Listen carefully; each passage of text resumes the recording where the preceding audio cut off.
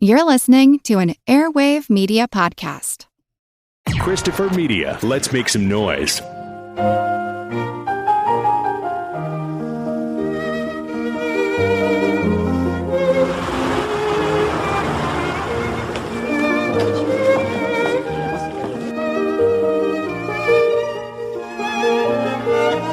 Isabelle Huppert, one of the finest and most beloved French actresses of her generation, stars in the performance of a lifetime. Viens, je t'aime. A gripping portrait of a brilliant musician.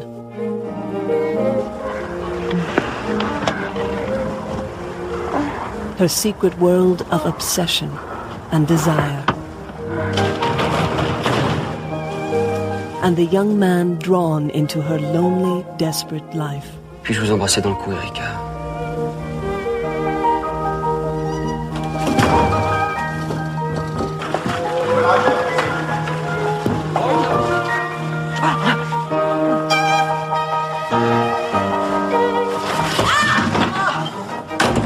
Je vous ferai parvenir mes instructions. Par écrit. Maintenant, vous pouvez le remballer. The Los Angeles Times calls it a powerful portrait. Oh, chérie, je t'aime. Mais arrête, mais t'es complètement débile. Time magazine raves a fevered, fascinating tale. Dorénavant, c'est toi qui commandes. Si tu veux me frapper, frappe-moi. Ah! Dazzling, says the LA Weekly. And the London Guardian hails, Isabelle Huppert gives the performance of her career. Ça te plaît que je t'appelle mon chéri? C'est absolument merveilleux. Oh, faut que tu sois patient. Je te donnerai tous les noms que tu veux. On jouera tous les jeux que tu veux. Winner, Cannes Film Festival. Best Actress, Isabelle Huppert. Winner, Cannes Film Festival. Best Actor, Benoît Magimel. The Piano Teacher, a film by Michael Haneke. Welcome to the projection booth. I'm your host, Mike White. Joining me once again is Mr. Chris Stachiw. Yep, this is a movie that you asked me to watch. Also joining us this week is Mr. Jared Bauer. Hey guys, thanks for having me. This week we are looking at the 2001 film from director Michael Haneke, The Piano Teacher, based on the 1983 book by Elfriede Jelinek. I'm going to butcher a lot of names in this episode, I'm sure. This film stars Isabelle Huppert as our titular pedagogue. She's a woman trapped in a harrowing relationship with her mother. She is abused and belittled at home, only to turn around and do the same thing to her students. Things change, however, when she meets Walter Klemmer, played by Benoît Magimel. Benoît Magimel? Again, forgive me. Walter is a bit obsessed with his prickly piano teacher, leading to a mutually dissatisfying relationship between the pair. As always, we'll be getting into spoiler territory for this film, so be warned. Now, Chris, I imagine this was the first time watch for you. Is that correct? Yeah, you'd be right. Yeah, this is pretty much what I was expecting from a Haneke film. This is the only other Haneke film I've seen other than the remake of Funny Games that he did, the remake that he directed of his own film. This movie is, I don't think I'm watching this again. It's rough. It is a very rough watch. It is a film that will turn off most people within the first hour, and if you can make it to the hour 40 mark, most people will turn it off at the hour 40 mark because it becomes insanely uncomfortable in a way that very few films are anymore. Kudos to Haneke for doing that. I mean, I think I read somewhere that he's the Austrian Man of Misery or something to that effect. And yeah, this film pretty much keeps in line with everything that I've read and seen of his films. So, Jared, did I hear right? You took your mom to see this on Mother's Day. Is that correct?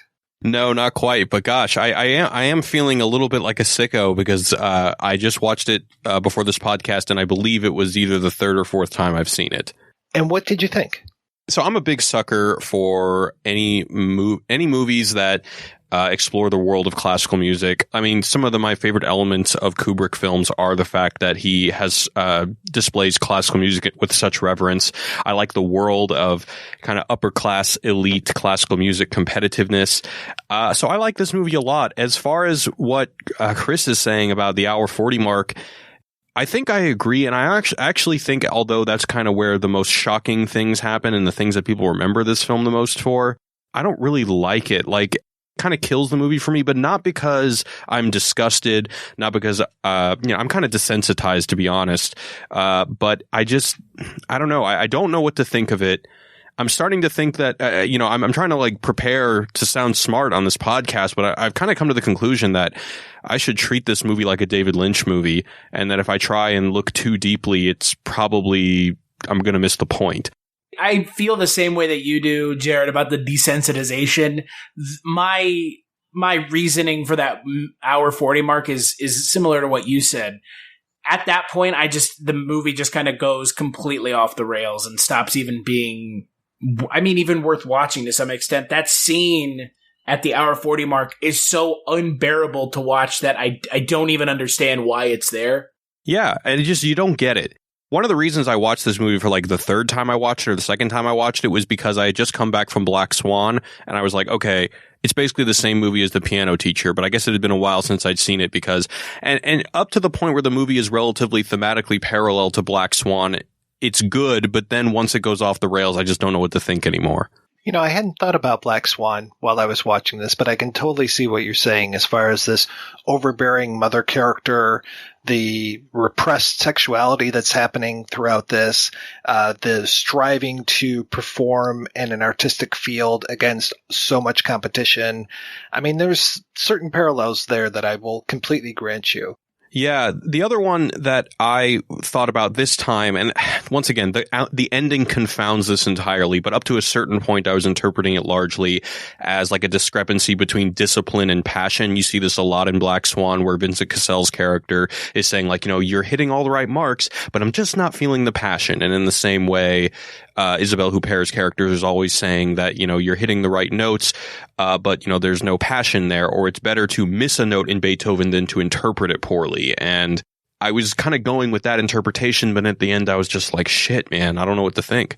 I'll say this much. I like this movie a lot more than I like Black Swan. And again, I'm not a huge fan of Darren Aronofsky. I'm not lately. It's one of those things where a director like himself, they fall into this class of director that sometimes they get a little too heady for their own good. And they kind of reach this kind of point in their career where someone should probably tell them, you need to back it off just a little bit. Maybe don't do this as far as you want to take it. And I think Aronofsky has either reached that point or has gone past that point. So, especially with Mother, which... I'm with you. Although I think that Black Swan was like his last accessible film. Yeah. Yes, I would agree with that 100%. Not talking about Black Swan, but talking about The Piano Teacher.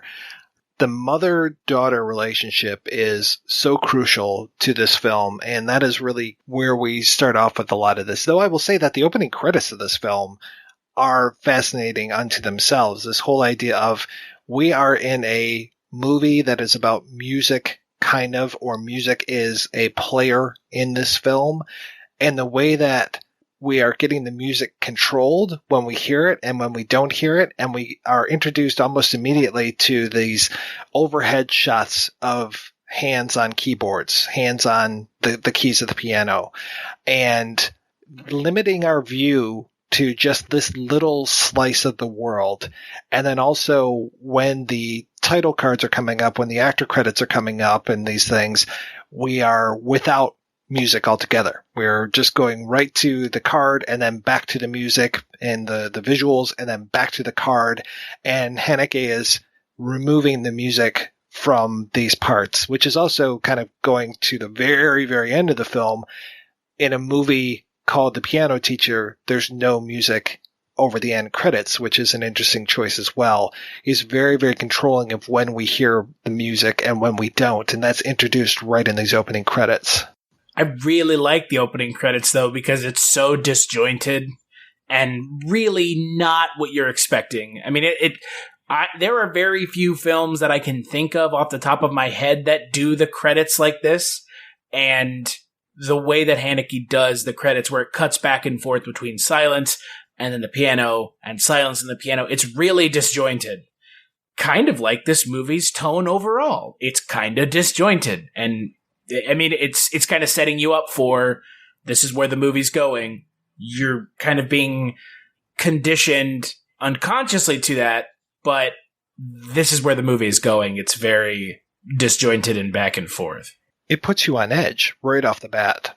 And it really draws your attention to the music being played diegetically, which it does for most of the movie, but it does break that rule, I think, once, maybe twice.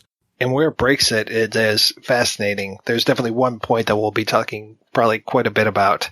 So yeah, we're pretty quickly introduced to our main character, Erica, played by Isabelle Huppert, who I love Isabelle Huppert. She is amazing. Oh, she is so great.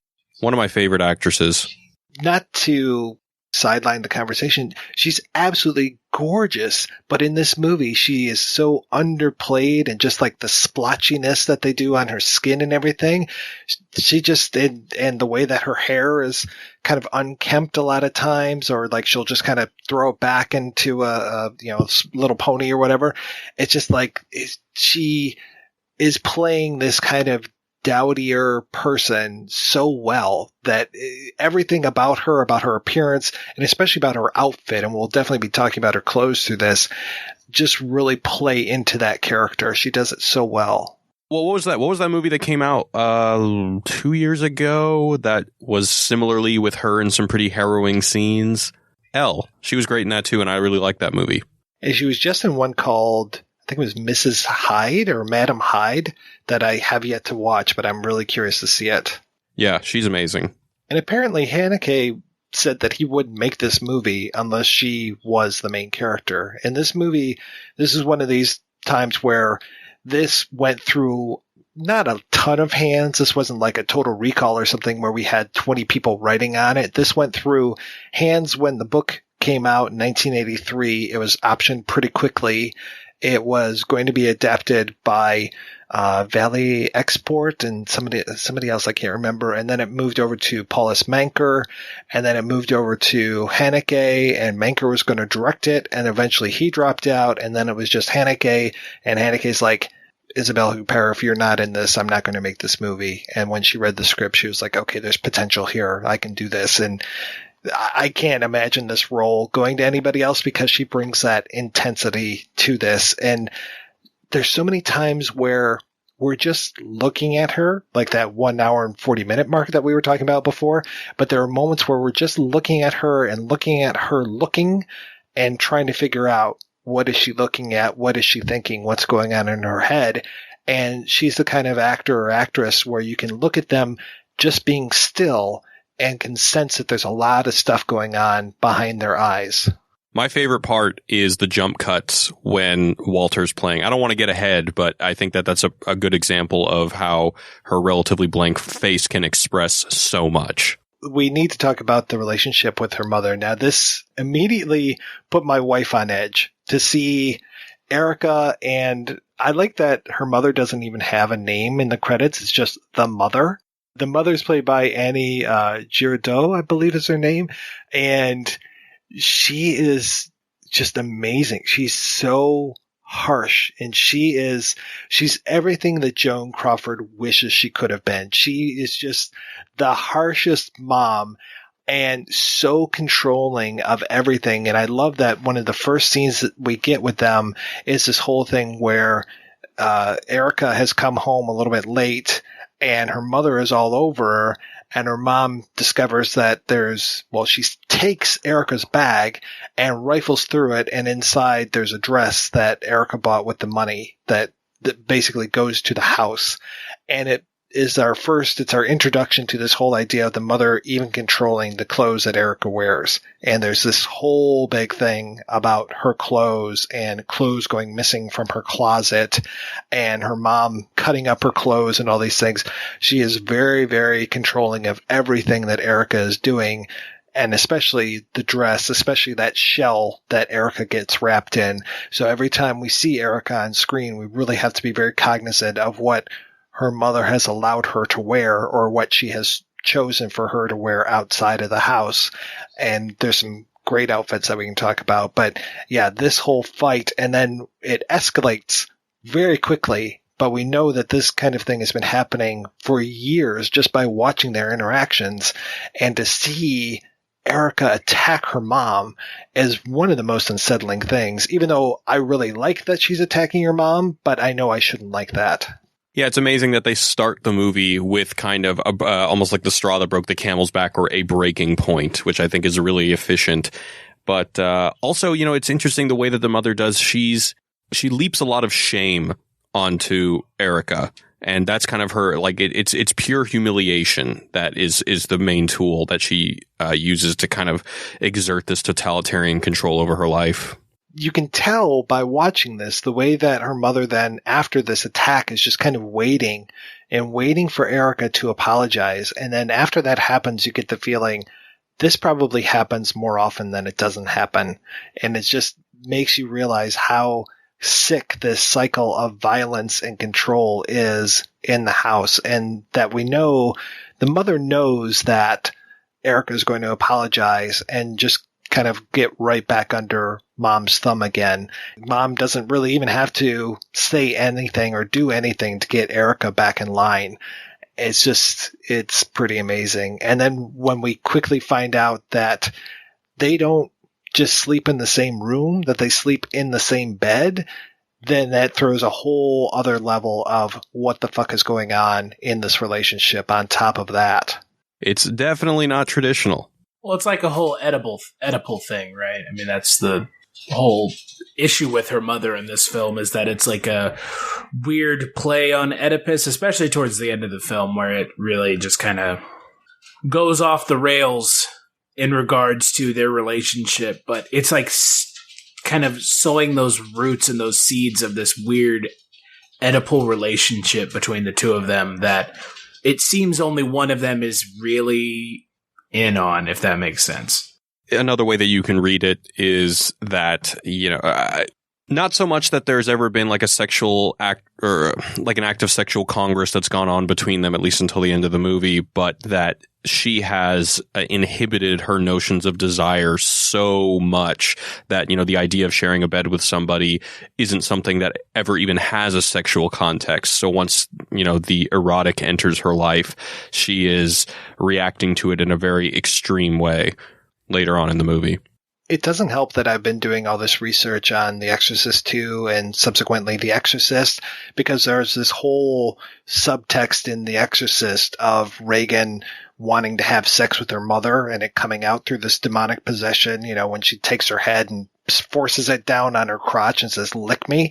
It's like, yeah, okay. So I'm like watching these things almost back to back, and it's just like, oh, for fuck's sakes, how many more movies am I going to watch where a daughter wants to have sex with her mother? I mean, it's not necessarily a subgenre that I want to explore.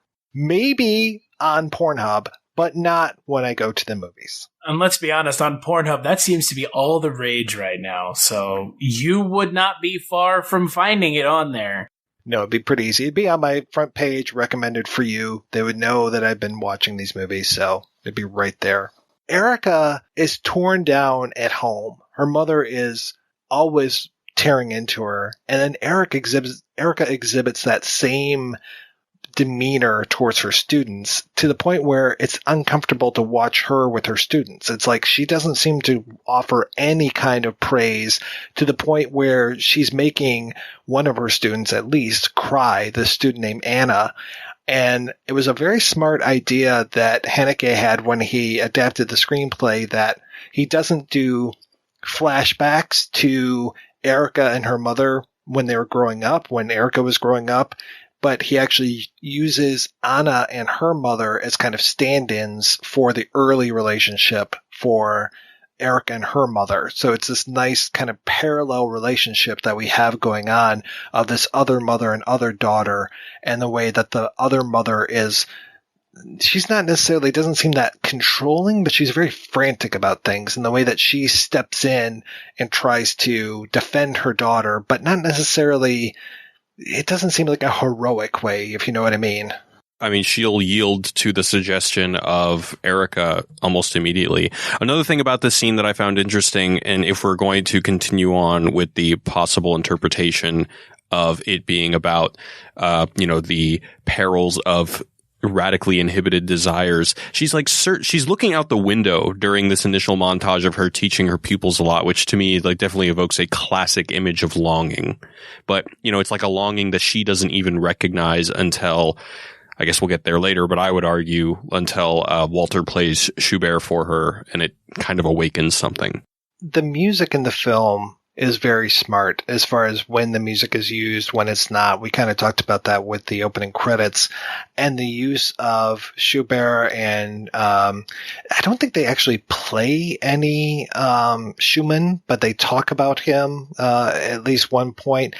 And the piece that they keep playing by Schubert is one of these pieces that was written towards the end of his life when he had syphilis and was slipping into madness. And then the same thing with Schumann, when she talks about the piece by him, it's another one. He also went mad towards the end of his life, and it's another piece that he wrote right on that precipice before he went completely bonkers. So that both of these composers, and both of them, ironically enough, starting with SCHU at least in the English spelling of it, and not to be this person, but I will anyway. Anna's last name starts with SCH as well, though hers is Schober. But to have both of these writers, these composers, being talked about as they're both going mad, and then also hearing Erica's mother say to Erica that she's the Schubert expert. It's like, ooh, okay, it's almost a dig, like you're the Schubert expert because you're also going mad, and that's really kind of what it feels like in this movie, is that she is right there on that precipice, and it only takes a little bit to push her over. Yeah, one of the things I find interesting about using Schubert, and especially Schumann, is that Schubert and Schumann, or specifically Schumann, is one of the prototypical romantics of that era. And there's an irony to how Walter is extremely romantic, and he's able to perform these pieces with a certain passion that really kind of disturbs her, if nothing else. And yet she, throughout the movie, just rejects any kind of romanticism in her everyday life, yet she claims to. And Schubert is kind of both a romantic and a classical composer, but she rejects any kind of romanticism in favor of what she later calls her intelligence, which will overcome any emotions she may have. So I found that quite interesting. Well, it's like she talks the talk about the passion and the artistry and all of these things, but she doesn't want it. Like she lives in this world of art, for lack of a better term. To me, classical music is one of the high arts, and she lives in this world, but she's so far removed from it. It's like she's that person who can hit all those notes, but she doesn't seem to have that passion, at least in her regular day to day, because there are so many times where you're looking at her and you're like, what is she thinking? What's going on? And she doesn't express it. And that's those moments where she does express herself, they take you by surprise. Like when she attacks her mother, it's just like, oh my God, what's going on? Because she goes from 0 to 60 just immediately and lashes out. And other times she is just so withdrawn and withheld and just in control of herself, or being controlled by her mom, that she is just the cold, I guess she's the Wintress of Schumann, of Schubert. She's like just very, very icy, though I don't want to say that she's frigid. Even though we're in Vienna with this thing, I don't want to venture into Dr. Freud's office by any means and start talking about frigidity. We'll talk about phalluses and stuff later on, so all the Freudians in the audience will be very happy about that. But at this point, let's not say that she's a frigid woman. The moment that took me by surprise the very first time that I saw this, and the moment that I think about when I come back to this film, or I don't think about that stuff that we talked about earlier and that we'll talk about again. I thought about that scene when she goes to the peep show, because that was such a surprise for me, because she does seem so in control and so tightly wound that it almost feels like she shouldn't be sexual, if that makes any sense. But there she is wearing, and I was going to talk about the outfit, she's wearing this like trench coat, so she looks like she's basically a not a peeper, like but a flasher. Yeah.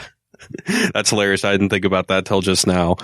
And going in, and all the men that are there, and I didn't notice the first time that I watched this that the peep show is part of a mall. It was such a strange thing to see. Vienna, man. Europe in general, Mike, don't you understand? Us Americans are very sexually desensitized. We're supposed to be, well, I guess no, Europeans are sexually desensitized. We're not. Yeah, we're the uptight ones. Well, I've been to the red light district in several cities, but I didn't remember going into the mall and like, oh yeah, and here's the peep show. So I was taken by surprise. I was also a little surprised at, that they didn't clean up the booths as often as maybe they should have. But I think that's to Erica's benefit and to our detriment. Yeah, no, that's the kind of the point in the movie early on where you realize where this movie is going and kind of what this movie is going to be focusing on is when she starts smelling these semen-coated tissues. She starts huffing the cum rag. At least she's not huffing the cum box, so... I showed this movie to a friend in one of the times I saw it, and it was the point where they were like, oh, okay, this is the kind of movie we're watching. Cool. You know, it's just definitely lets you know that there's some shit going on. This is actually the point where a Schubert piece plays that if you guys are fans of Barry Lyndon like I am, I can't hear this dee without thinking of Barry Lyndon. But this is one of the few times where we're seeing her do a practice with a piano trio, and then the music continues until she gets into the porno, and then when she chooses which porno she wants to watch, the music stops.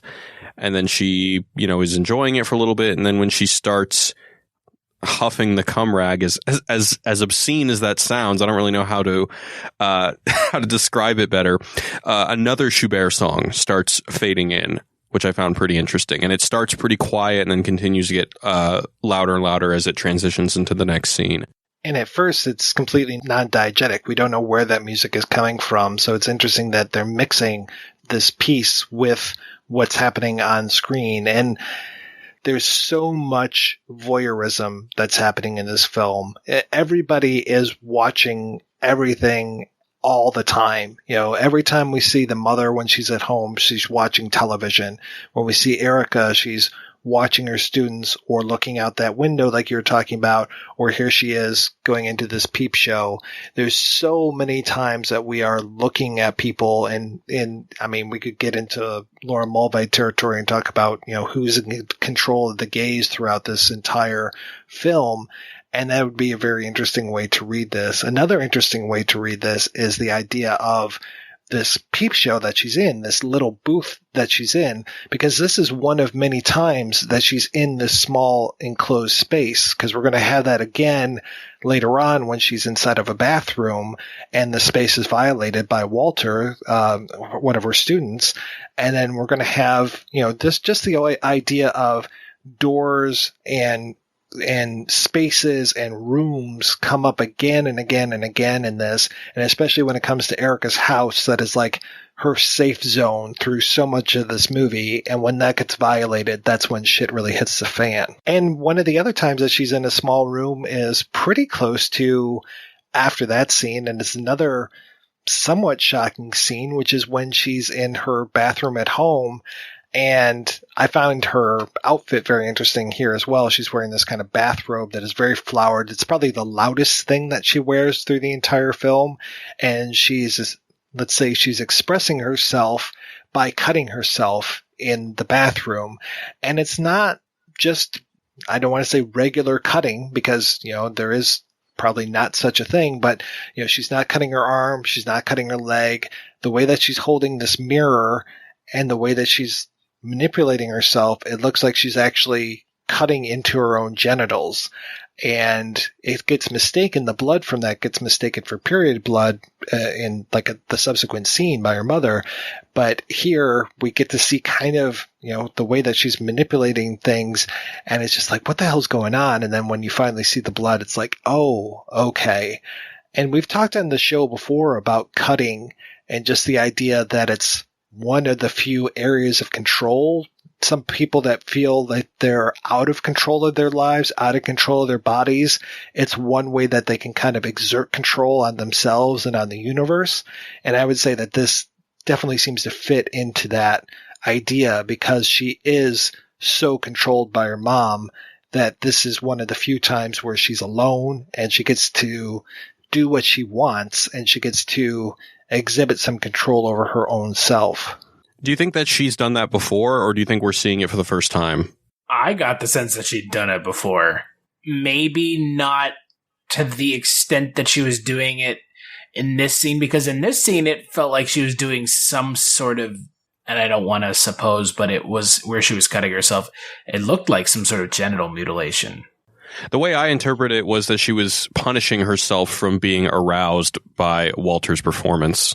I can see that. And we should talk about Walter. Walter is, not to sound too Nazi-ish, but he's like an Aryan god, this guy, this blonde-haired kid who stands taller than I think most of the kids in here. And he just, to be honest, he's a very good-looking young man. And he plays piano beautifully. And he just is such a conundrum to her. And especially that he pays so much attention to her. And it's almost to the point where you wonder, is he really paying attention to her, or is this what she's imagining is happening? Is there like an element of psychosis that's kind of tainting her subjectivity? Is that what you're asking? That might be what I'm asking, yeah. Yeah, see, I don't know. I think one of the telling, in the scene where they've already had the scene in the bathroom and they've already expressed their interest in each other, there's a really interesting part where she says, Schubert was quite ugly. Did you know that? But with your looks, nothing could ever hurt you. And I think that's interesting. I think one of the reasons why Walter is such a force of chaos in her life is because not only is he super good looking, he comes from a super wealthy family, and he's an engineer by trade. This music thing is just kind of his hobby. And he is pure passion. When he meets her at the party, he wants to kiss the hand of a woman that plays such Bach. And of course, she kind of gets a little bit distant, calling his enthusiasm unfashionable. And I think that there's something about the effortlessness that kind of confounds her whole worldview. Everything about this movie, either from Erica, from Anna, is all about sacrifice. That your whole life and all your desires are so fucked up now because of the sacrifice that you made to be the best Schubert player in the world. And then Walter comes along, plays the best Schubert she's ever heard, and it's a good-looking, privileged dude who is an engineer by trade and just does music for fun.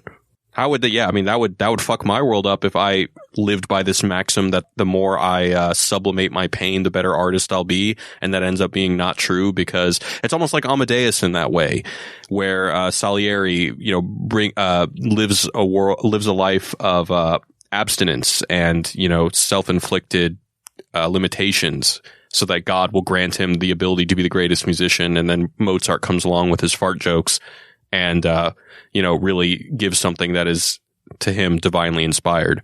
Yeah, Mozart just drinking and partying and reveling and this life of debauchery, but yet God has shined his light on to this little dwarf who just makes a mockery of everything that Salieri stands for. I can completely see where you're coming from with that. And when you talk about sacrifice and doing all these things, I think about that physical sacrifice. You talked about Black Swan, and I think about the physical sacrifice that we see Natalie Portman going through with just the pain of the toe shoes and everything. So I can't even imagine how often Erica has had to practice in order to get to where she's at, and just probably, played the piano till her fingers have bled almost just to get to where she's at. And then, to have this kid come in and just on a lark, he's able to do these things.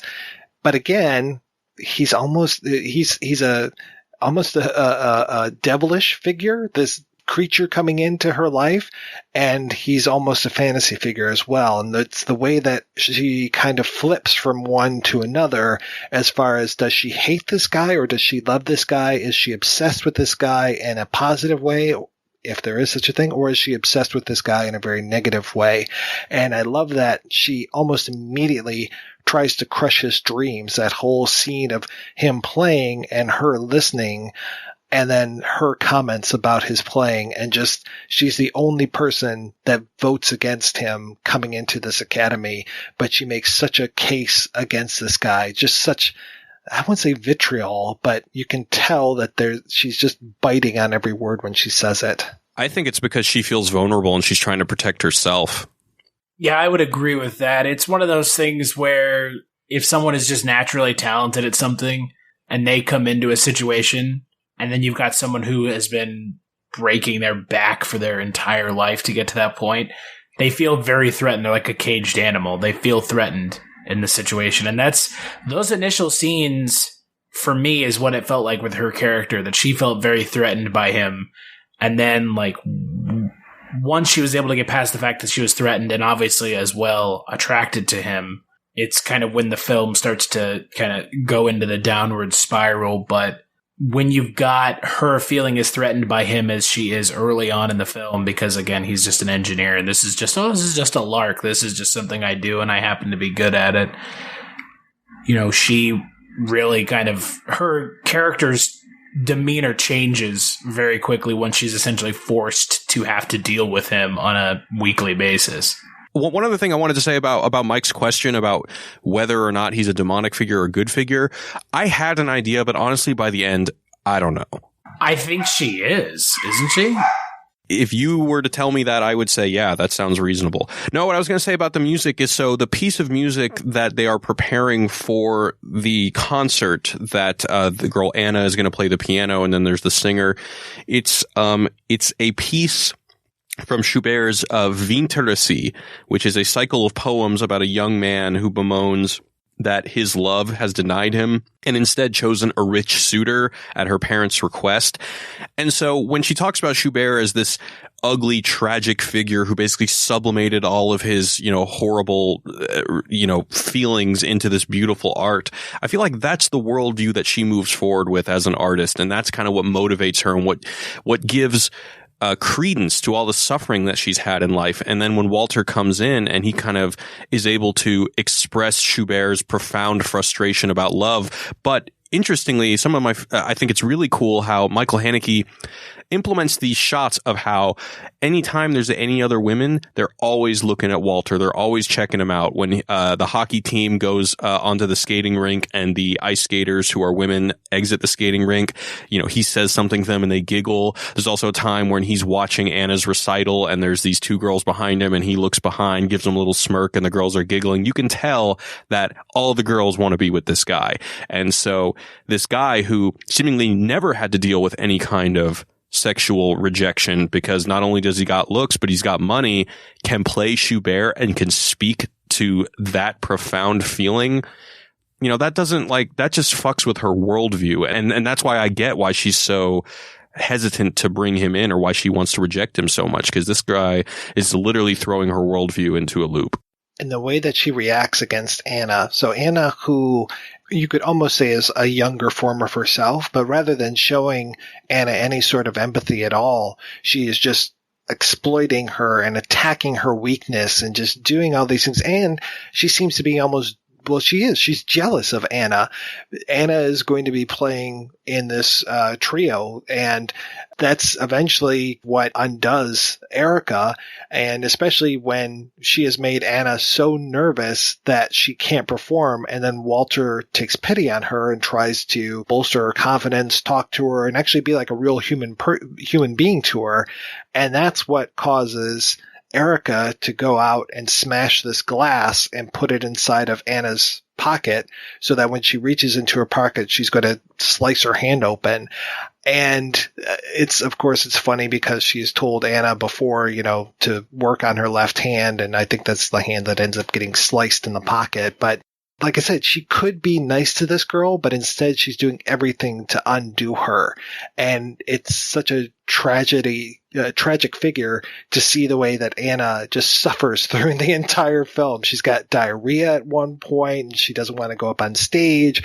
She ends up getting her hand sliced open, and then Erica is going to be the one to take her place. So it's almost that Showgirls kind of thing where she, is pushing Gina Gershon down the stairs, whoops, now I get to be the star. And here she is jealous of this girl who's probably not even 18 years old. That moment, super important. I mean, up until that point, I think you could have looked at Erica as a bit of a victim. But after that point, you kind of hate her. Because poor fucking Anna. Anna seems like the sweetest girl who tries so hard and is just entirely dedicated. And, oh God, every time I see that scene, I'm just like, Erica, you fuck. Suddenly Erica becomes Tanya Harding. Yeah, exactly. Then it's kind of a laugh line, though, when Anna cuts her hand and Erica looks over and she's just like, oh, the sight of blood makes me ill. And she rushes off. And it's like, yeah, I don't think it makes you ill since you were just cutting yourself like the night or 2 nights before. I think you're okay with blood. And you're probably pretty happy that Anna is now suffering. Yeah, so fucked. And then again, we have that whole idea of the high art of this classical music being contrasted with some very low places. And we have, this is the poster image. And this was always a very confusing thing for me when I first saw the poster or the DVD or the VHS tape back in the day, was where the hell is this taking place? And the poster image it's a beautiful shot inside of a restroom.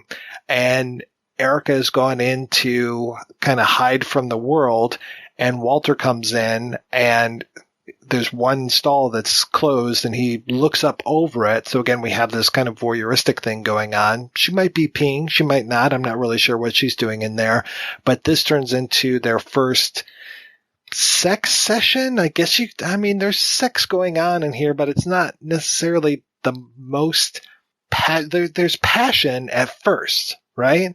And they're kissing and they're making out and they're doing this kind of stuff of, all this unbridled feelings that they've had for each other are going at it. And then it turns quickly into this whole game of control where Erica is exerting control finally over something.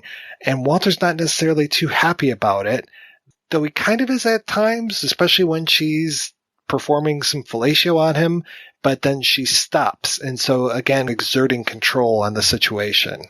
Here's the thing that I think this film does a good job of portraying that I don't think a lot of things do a very good job of portraying, especially a lot of mainstream stuff involving like BDSM and sub and dom relationships, is that the preconceived notion is that the sub in the relationship essentially relinquishes all power to the dominant. In this film, Erica is the sub. In the later parts of the film, she writes that letter to him detailing everything she wants him to do to her. And in this scene, you kind of see how the preconceived notion about the sub being the one not in power isn't really the case, because she still wants him to be dominant in this scene, but she takes away all of his power over and over again while still trying to be the sub to his dominant. And it's really interesting because you have films out there like, the garbage that is 50 Shades of Grey that refuses to paint those kinds of relationships in a way that's realistic. And it kind of takes apart what a lot of, there's a healthy community in the United States and in the world that are into those kinds of things. And so it's refreshing to see a film actually give the community and this kind of relationship a more realistic spin, as opposed to, oh, well, the sub and the dom, the sub has all the power taken away. And Erica has a fair amount of power in the entire film up until the very end. And even you could make the case, and at the end of the film, she still does, but it's really refreshing to see in this scene her stopping him over and over again while he thinks that he's the one that's in control. Well, after she gives him that letter, and I know I'm jumping ahead a little bit, she's really trying to, as they say in the community, top from the bottom, because it's just this whole like, you can do this, you can do this, you can do this, and you need to call me these names, and you need to do this, and just like outlining everything in the smallest detail for him, where it's just like, you can't do this one, but you can do this, and I want you to do this, and da-da-da-da-da. And it's just like, okay, lady, who's in charge here? Is he in charge? Not really. You're in charge. I mean, there's the whole idea of submission versus passivity. She is not passive in this, and if anything, she's almost too aggressive in her submission, if that makes any sense. She's just like, no, you're going to do this, no, you're going to listen to me say this. Like, she won't relinquish that control. She is still the piano teacher, even when she is supposed to be in this submissive role. Well, since you're mentioning that scene, I wanted to ask you guys, so you know how she brings out that box, and in the box she's got all that S&M gear that we can assume she's never used. How long do you think she's had that box? Do you think she just got all those things? Has she had this desire festering in her for years, and she finally is in the appropriate mental space to share this fantasy with somebody? What do you guys think? I think that she's had the box for a lot of years, and she leaves it under her bed and looks at it longingly from time to time and possibly cuts herself thinking about it. This film has a lot of themes of repression and repressing one's sexuality, either forcibly or, doing it yourself. And so, I mean, again, I feel like, again, with the cutting, with the box of the BDSM toys underneath her bed, I think this is a long time coming, no pun intended. What do you think about Walter made her decide that this is the one, this is the guy I'm going to reveal my fantasy to? Well, I mean, like you guys said about the actress who plays Erica, Isabelle Huppert, she, I don't want to say she looks frumpy in this film, but they have downplayed her beauty substantially. And I think that they're trying to make us feel and recognize that apparently it's been hard for her to find anyone who's interested in her, let alone anyone who would even field the ideas that she is really obsessed with. And I, as much as I do applaud this film for talking about things like, the BDSM community and the dominant sub relationship, there's a lot of stuff in this movie that's, I would say, a little kind of offensive in a way, that the idea that someone could only be into that kind of sexual behavior and that's sexually deviant because they've been repressed, and that the repression of your sexuality leads to these kinds of quote unquote deviant thoughts is a little odd. But, back to your question, I think that this is a long time coming for her. And now she's finally reached the point where it's, I guess, just a confluence of all the right things at the wrong time with the wrong person, being Walter. Yeah, and more to your point, I think that's a great point, that, we're meant to believe that because she's had this inappropriate repressive relationship with her mother that's kind of turned her into this kind of disabled and so like emotionally disabled human being, then she goes to this BDSM thing. I imagine this is the first time that Erica has ever had anyone in her room other than her mother. And her mother is in control. I talked about keys and doors and locks and rooms and everything before. Her mother is in control of the keys. Her mother has access to every part of the room of the house, but Erica does not. Or I should say apartment. And it's a big deal that Erica has invited in a man and he's in this room, that she has to use a dresser to block the door so mother doesn't come in. And the way that her mother is outside just stalking around, it's like when you put like a treat inside of a cage and you've got the dog outside and just pacing back and forth, just staring at that treat the entire time. That's the way that the mom is, just moving back and forth, drinking all the time, and just so a Twitter that there's someone in the house and someone is in there with Erica because mom is so afraid of losing control over Erica. I read once that Haneke, I think it was Haneke, said that it's almost like this is a relationship between the mother and Walter, and Erica is like the phallus. That there's this whole idea of that the mother actually wants Walter, but and uses Erica to get to him in a way, but I don't necessarily buy that. But it's just this whole idea of the mom just being so upset that there's somebody in the house and somebody that she can't control. We talked about Black Swan a little bit. This movie also has shades of Carrie, with the mother's relationship towards her daughter in regards to like her sexuality being like dirty. And she says, like, you're right. What are you going to run a brothel out of this house? Like, look, she had a guy in her room and you don't even have any proof that they were doing anything sexual. Yet all of a sudden you're going to run a brothel out of our house and you're dirty. And this is, I hope you know what you're doing. And it just goes on. And she's, bemoaning her daughter's, like we've said, sexuality and her interest in anyone. And again, that's very much shades of Carrie, where, Carrie's mother is like a complete control freak. And she's talking about, how in Carrie, it's more a religious angle than in this film, where it's just a mother being controlling. So again, it very much shades of Black Swan, shades of Carrie. And again, it's one of those relationships where it's really unsettling to watch. To your point, yeah, so Carrie's mother was like a religious zealot, but I think that Erica's mother is a zealot of kind of a different kind, but she's all about status. She's like this aspirational aristocrat who nothing matters more than projecting this image onto the old guard of music that, they are one of them, that they deserve to be in the high society of classical music. And so if that means bringing a young boy into the house, that is not becoming of someone of such status.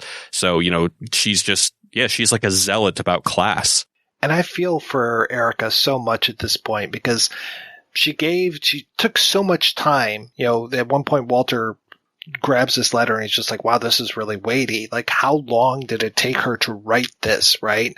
And then for her to spend so much time to pour out all of these feelings, these fantasies that she's probably had for decades into this, he doesn't take the time to read the letter on his own, which is what she asked him to do. Instead, he starts to read it in front of her. And then as he's reading it, he's just tearing her down, and not in the way that she wants, right? And that's one of the great things about this movie is there's this whole idea of, she wants to be humiliated, belittled, controlled, all of these things, but she wants it done in a way that satisfies her.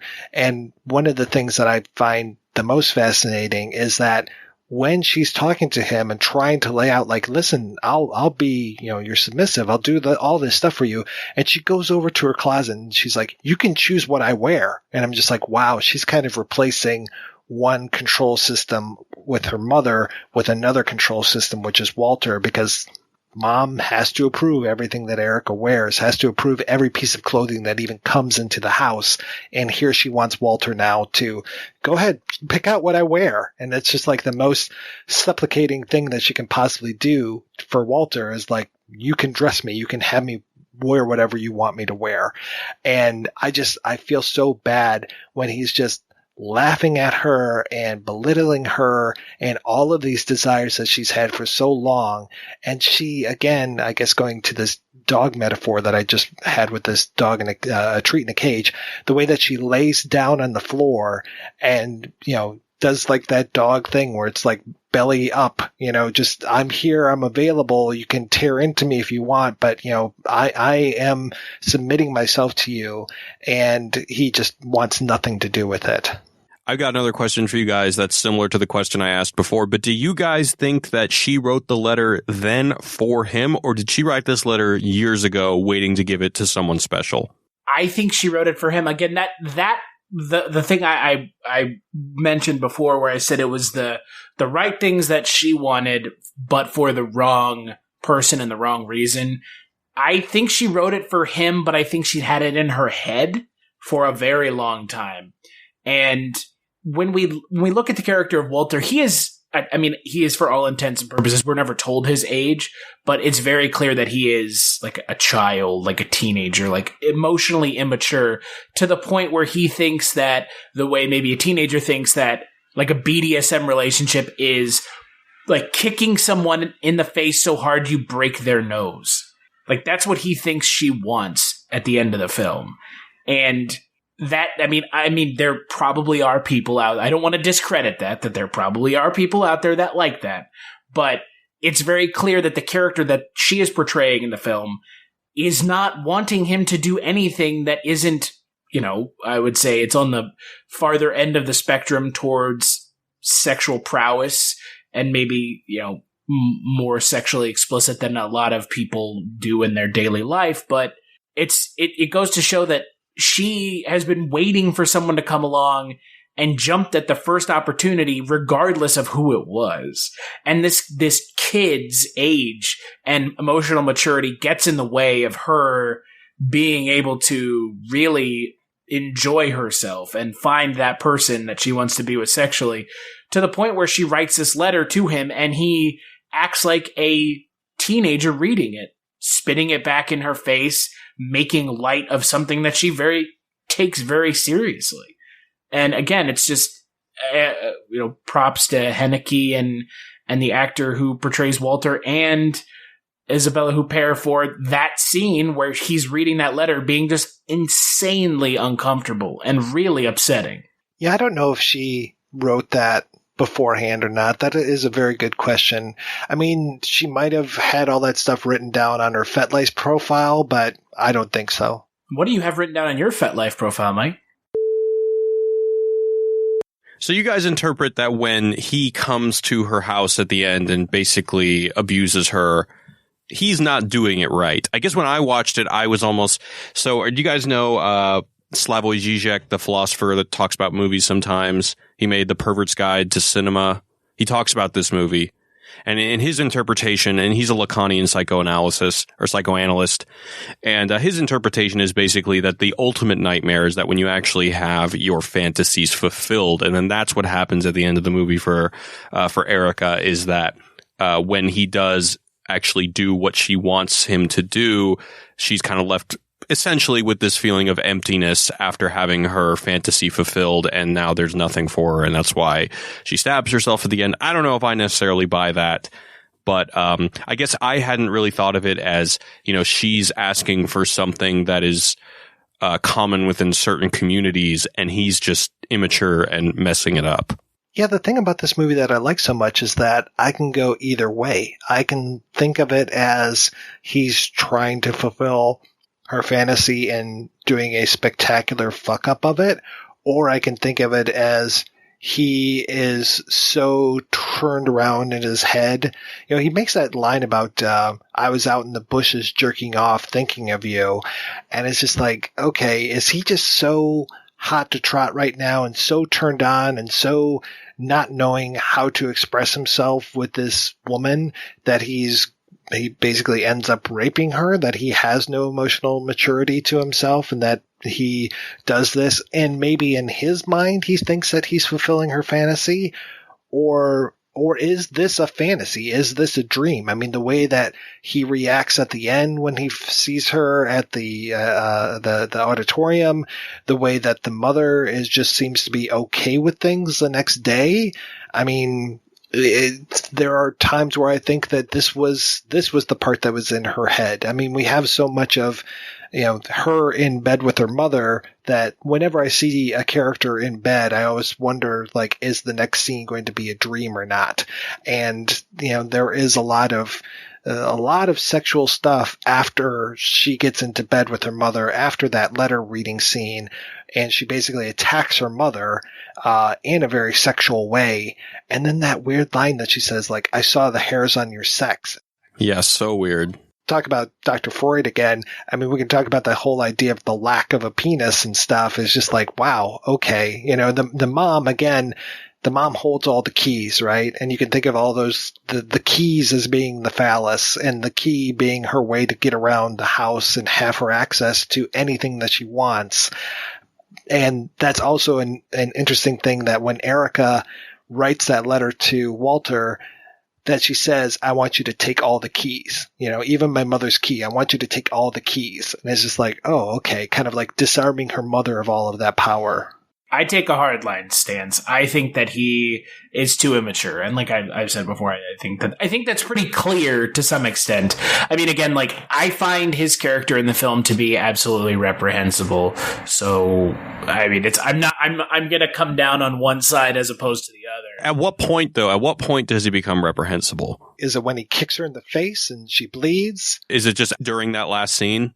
Up until that point, I mean, it's pretty much just a older woman, younger man flirting and fooling around. I mean, yeah, the scene in the hockey locker room where she's giving him a blowjob and she vomits up. There's a Japanese slang called kenja taimu, which is like, to explain it as not crass as humanly possible, it's the moment where you're free from sexual desires after you orgasm, and it applies directly to a man. We're men, so we've all been there, if you understand what I mean. And so a lot of what happens in the later parts of the film feels like he's being driven by a immature sense of sexuality that he doesn't understand how to react to or deal with. And so he meets a woman who's fostering this, a more kind of mature sexuality that people at his age probably don't deal with. And so he gets to the point where she has been leading him along so much that he snaps. And because, again, she's expecting something from him that he is not really able to really comprehend. I mean, she's wanting to do some really hardcore BDSM if her letter is to be believed that that's exactly what she wants. So at the end of the film, when he effectively rapes her on the floor, before that he kicks her in the face, it feels like a lot of just really an inability on his part to understand what she wants, and an immaturity on his part to be able to like understand it. He's just disgusted by it. And so he takes his disgust out on her because he's disgusted that she would want that from him. And he's also disgusted that she would even think that he would be interested in doing that with her. But one of the things we've been talking about, how this is a film about someone who's emotionally in arrested development. So although I agree with you that if we were to believe that Erica is an adult with a capable mind who decides that I want to go into BDSM, then I think that you'd be right. But are we to believe that she is even emotionally mature enough to know what she wants? I don't think that she knows very much about sex at all, and that what she knows is what she sees in those porn films, or what she sees when she's a voyeuress and out amongst the cars in the drive-in theater, watching people having sex inside of their cars. I don't think that she's had any experience with these things, and that she has just probably built up this fantasy library of things that she's seen in movies or thought about or read or something. She does not strike me as someone who actually wants the things that are inside of that letter that she gives him. And that could be me being a really horrible person and discounting someone's fantasies or their desires, but that's my feeling, is that when she even starts giving him a blowjob in the bathroom with their first sexual encounter, the first thing that came through my head was, well, she just watched someone give a blowjob in that porn film. This is probably what she knows. She knows that men are supposed to enjoy this. This looks interesting to her. You know, it might not be the enjoyment thing. It might be this looks interesting. Let's try it. I'm surprised that she didn't completely do it up like the porn film and get on her back so the guy could fuck her face that way. Though there is some face fucking in this. I thought that there was actual fucking after in the hockey scene. I didn't realize that there was face fucking going on until she ended up spitting up the cum. And I was like, oh, okay, that's what was going on. And then again, he tries to degrade her and starts talking about how she stinks and all this stuff. And it's just like, this seems to be like BDSM 101, like the beginner's class, where it's just like, wow, you stink. You should move out of town because you stink so much. And it's just like, are you trying to degrade her like a fantasy, or are you really feeling this way? I go back to what I said before. It's a child. he's a child, for fuck's sake. It's like, oh, you smell. It's like, oh, good Lord. Like, you don't really have any notion as to what she wants. And to be fair, I would agree. She doesn't really know what she wants either. She's been taught sex by porn. And either way, she's still a victim of her mother.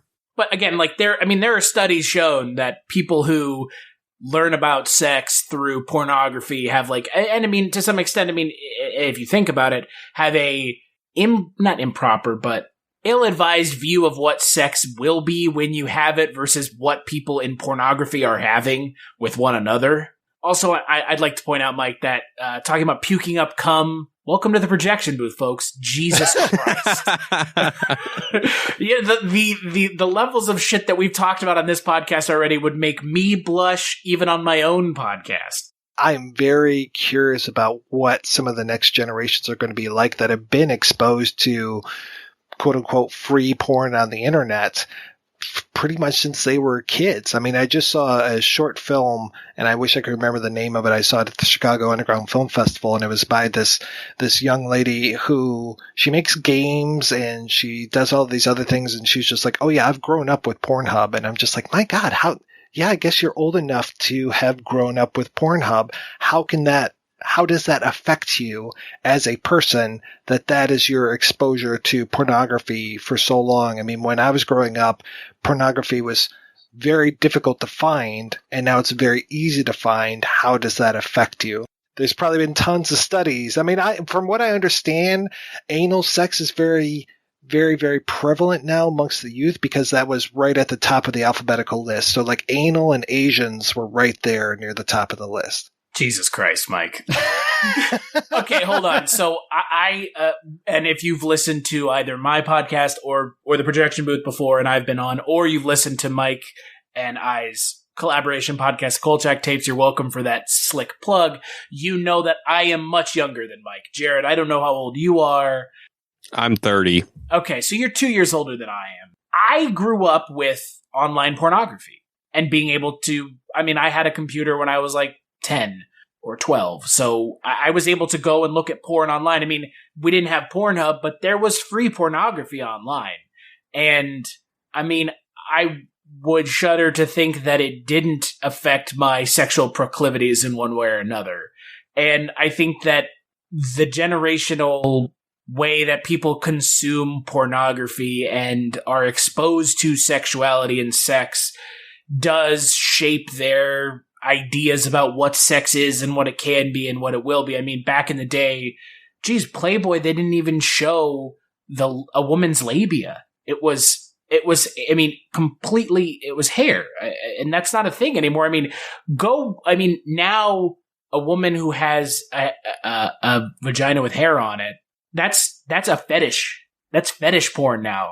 And it's just surprising to see the way that pornography changes with the times, but also changes the times and the proclivities of the people that are watching it. But yeah, anal now is like not even an issue. I mean, that used to be something that was taboo. And now any porn site you go to, if you don't do anal as a porn star, I'm sure your viability and visibility drops 50%, I'm sure.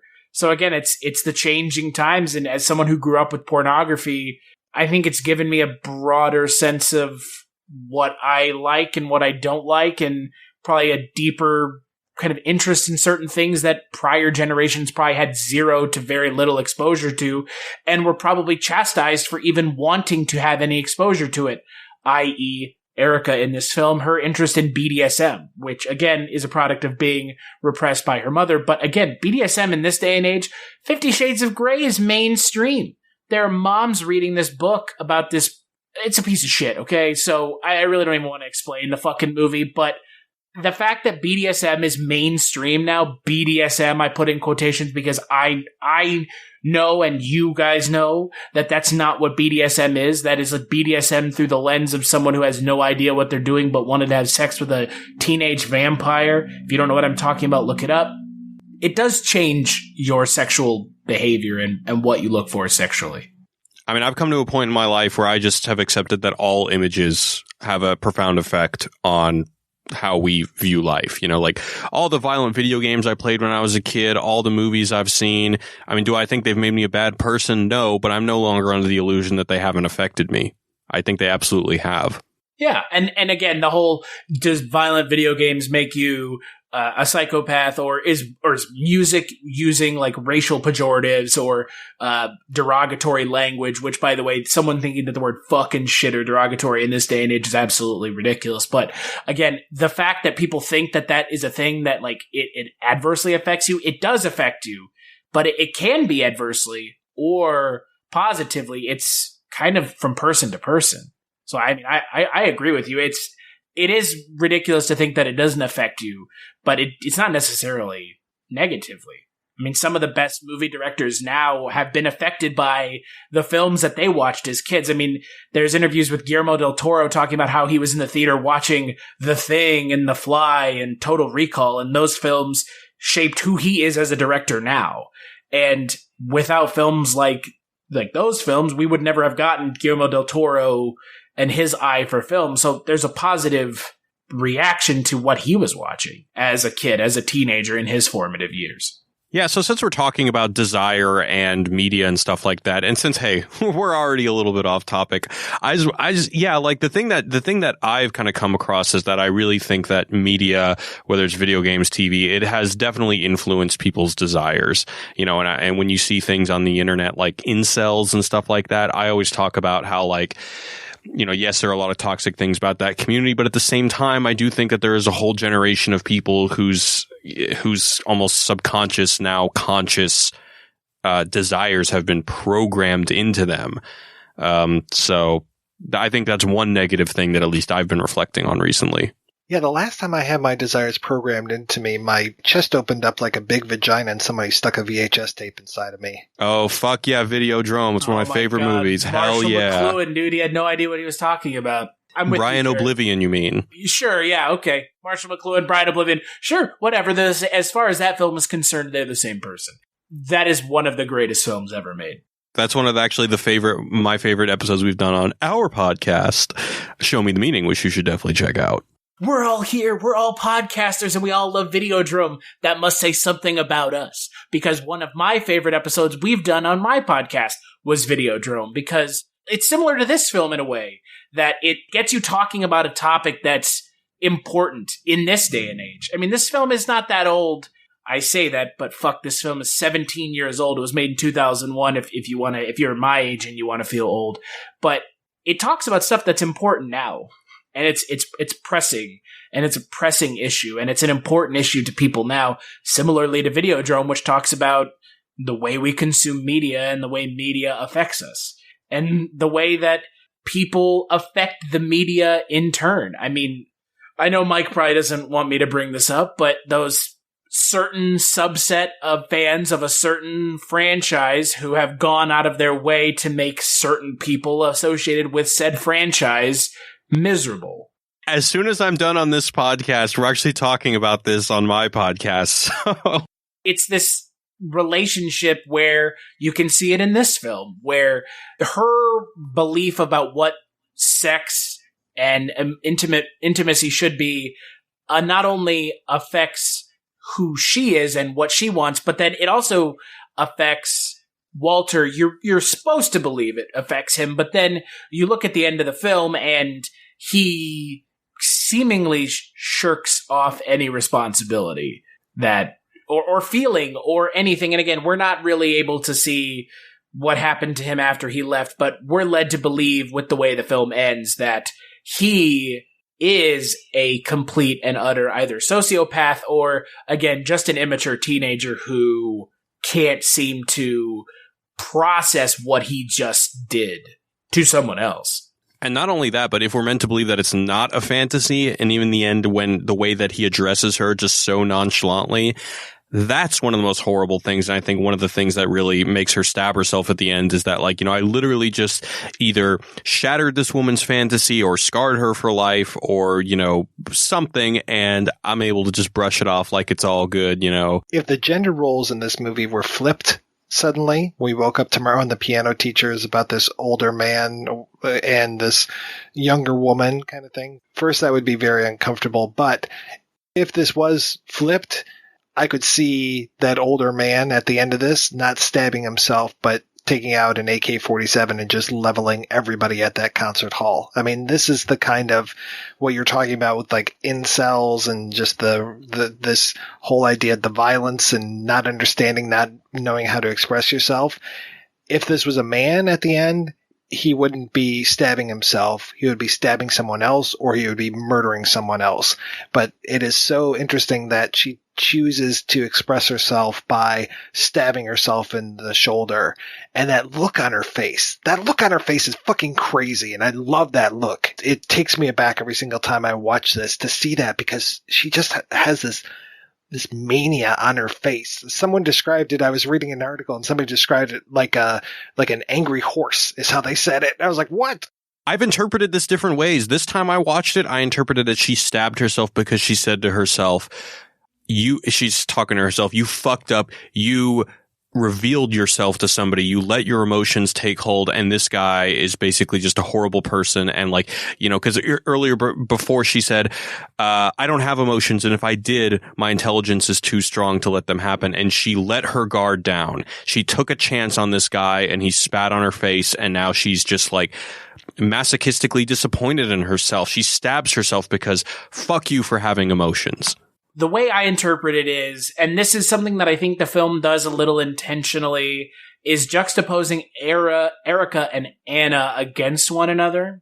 And the way I interpreted it was, Erica puts the glass in Anna's coat. And there's a line in the film that Anna's mom says, which is, she may not ever recover. And Erica looks at that. Probably, again, I don't know. This is the way I interpret it, as she set Anna free to some extent from her mother and kind of the expectations and constraints that were being placed on her by her mother, and going to practice and trying to be the best at piano. And the way I interpreted the end of the film with that in mind is, she stabs herself, setting herself free from everything that's come up until this point. Her mother, Walter, the kind of the way she was perceiving her sexuality and expectations. And she stabs herself and sets herself free, similarly to the way she sets Anna free by placing the glass in her coat. And she sets herself free like she set Anna free. Because at the end of the film, you see Anna and she's happy and smiling, unlike the way you've seen her at the beginning of the film and the other scenes of the film. She sets herself free similarly to the way she set someone else free. And that's a little bit more of like a positive spin on the ending of the film in a way. I mean, she still stabs herself and almost stabs herself in the heart, but it's a more of a positive spin, which with Haneke, I mean, good luck ever having a positive ending in the film. So probably my interpretation is completely off of base. It doesn't just end after she stabs herself. She stabs herself and then she walks away from the concert. She's not going to go perform Schubert. And I think that that's also really important to your point, that she's now, is she walking away from the life of music? Is that what we're meant to believe that represents? Also, Mike, you mentioned incels. If you don't know what Mike's talking about with incels, you should watch the documentary. I'm going to say on YouTube, but there's a documentary on YouTube called Shy Boys IRL, which is in real life. And if you've never seen it, it would be what this film is flipped. And it's a fantastic You're going to make me watch that. You should. It's like 30 minutes long, but it is really an interesting look at a subset of culture that I think is misunderstood in a way. And rightfully so, because of certain things that have happened in society, but also very cringy and very kind of hard to watch. All right, we're going to take a break and play an interview with cinematographer Christian Berger, and we'll be back with that after these brief messages. Hello, I'm Jeff Sandwich. You might not know me, barely anyone does, except my mother and her Cocker Spaniel, Alan. But I have listened to every single movie podcast that has ever been made. I don't get out much, and sometimes I have to make toilet in a bottle. What did he just say, Marjorie? However, having completed this exhaustive research, it is my assertion that the After Movie Diner podcast, with its heady mix of comedy, movie banter, fandom, passion, beards, music, and voluminous thighs, is in fact the greatest movie podcast available anywhere, even Holland. Find the After Movie Diner podcast on Blog Talk Radio, iTunes, Stitcher, and aftermoviediner.com. Now, where's that bottle? Hello from Cinema Detroit. We are Metro Detroit's only truly independent cinema, and also the only first-run, 7-day-a-week movie theater in Greater Downtown. We deliver an eclectic mix of mainstream, art, indie, genre, cult, and classic movies in the heart of the city.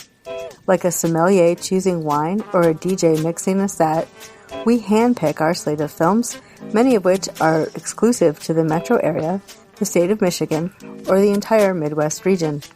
Cinema Detroit features a unique setting in a former furniture store and a warm neighborhood atmosphere, including always fresh popcorn, Detroit-made Faygo soda, and other locally created treats. Please visit our website, cinemadetroit.org, for the latest features and showtimes. You can also like us on Facebook and follow us on Twitter, Tumblr, and Instagram.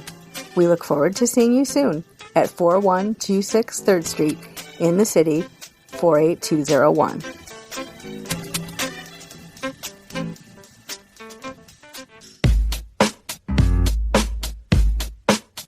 It's not easy having a good time, and it's not cheap either. Every week, the Projection Booth brings you a new show, possibly even two, focusing on all genres of cinema.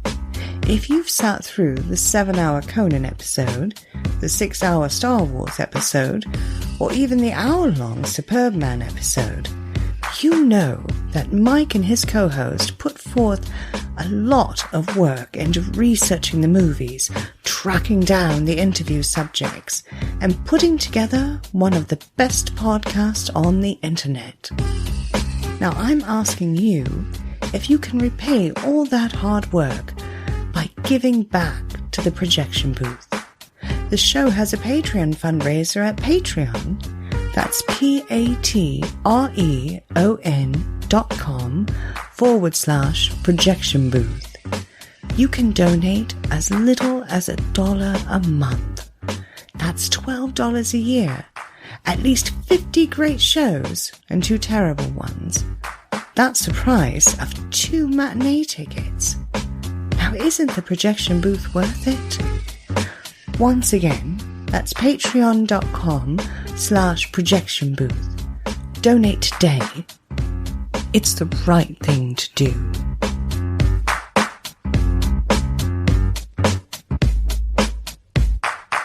Hi, this is Andrew from We Hate Movies, and you're listening to the Projection Booth.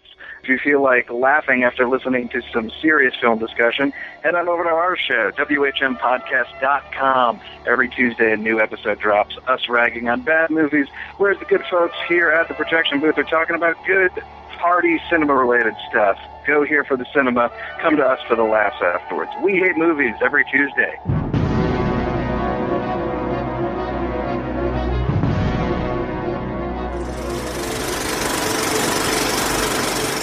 Why cinematography? Did you ever director or actor or just no? You said in that age or when you start, it's filmmaking.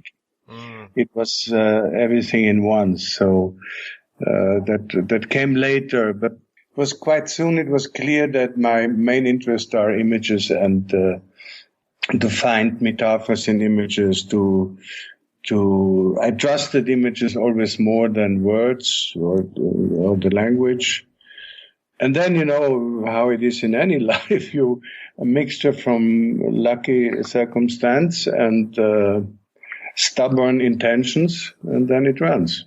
The early films that you worked on, what were those like? I mean, were they primarily Austrian films, or did you have to go out of the country? The going out of the country, it's easy to say, but who was waiting for me? So made not much sense. And in Germany, it was not much better, the situation. I could start to work with the first camera I earned. I could start as a news gathering for the Austrian television stations. And I was for a good 10 years working as to be journalist and to make the filming. It was black and white. It was reversal film. That time it was end of 60. And I started like that. And after 2-3 years, it was growing very fast. And I had a few crews. And then after another few years, I knew that it's not what I want to do in the future. And with each money which I could put on the side, we made a little film. We made little films, and so.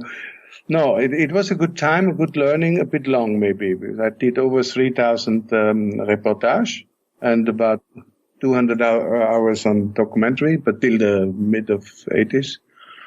That was a good school. That kind of documentary school is very, very important. I saw it with colleagues which were growing up in the studios. They miss a lot of things from my point of view. And especially to see the light without a lamp in the luggage, to see just the light. You really learn that with documentaries, to be at the right point and the right time, to have the best light. Things like that I learned really with that to practice that many years. So work for TV stations. But of course you have to take care to become not cynical or alcoholist. I knew a few examples that became both. I hope I could avoid it. You talked about making shorts. What were those early shorts like? For example, with a young musician of that time, it was too then in combination with TV work. I learned a lot of redactors. They were interested in alternative projects, if I can say so. Or I did it just for myself. It came out much later. For example, Landleben, Country Life, it's called. It was a film I shot between 1973 and in 95. I did a copy from it only at that time, because when I was shooting it, nobody was interested. And suddenly I had the prize for new cinema at the Biennale in 95. Yeah, so it's quite funny. And other, so kind of experimental films for myself. I was not thinking of an audience, and anyway, there was no distributor. Maybe you find the cinema with friends there, they were showing it, and that was it. Can you tell me a bit about Raffle? How did that come to be? That was later. So, what I said now was beginning of 70s. Mm-hmm. And Raffle was then the beginning of the film found in Austria. So I had a chance to get some money. It was a very low budget film, but nevertheless, you need money. And it was, with actors, it was a small independent production. And it was quite lucky or happy constellation of personalities with the Lois Weinberger. He played the Raffle, or my assistant from that time, Markus Helzel. So suddenly we came on the research from that historical figure, and we wanted to do something, of course, which should match the time we lived in. We were not interested to make a historical thing. And I think it came out, and it was a surprise for all of us that we could achieve Cannes and a lot of festivals. It was even sold in a few countries. So that was the beginning to make own movies. But it was a group work, if I can say so. And from my point of view, I could really be a little radical with the images seen from that time.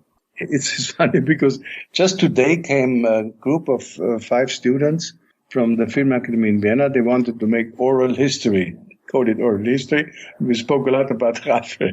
It was a kind of anti-thrust. Of course, I was frustrated with TV work, with work by order, but I was never sour about that situation. Right. Because I accepted the chance to film nearly every day with the TV work.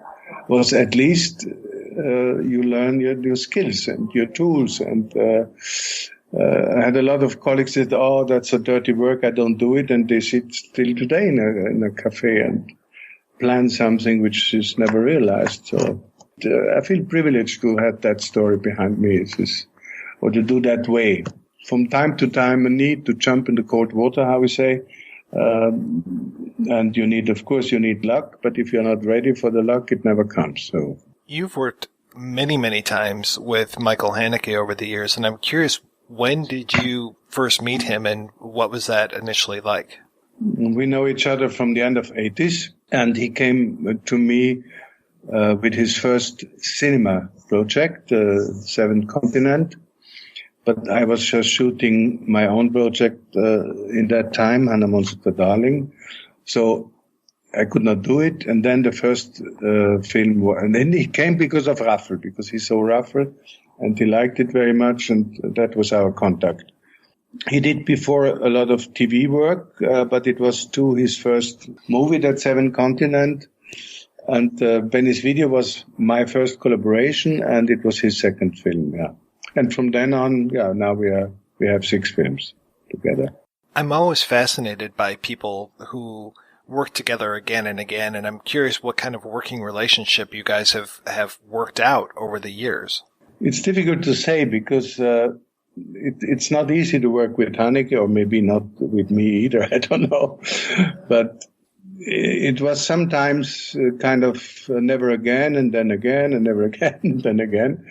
Now that's kind of over.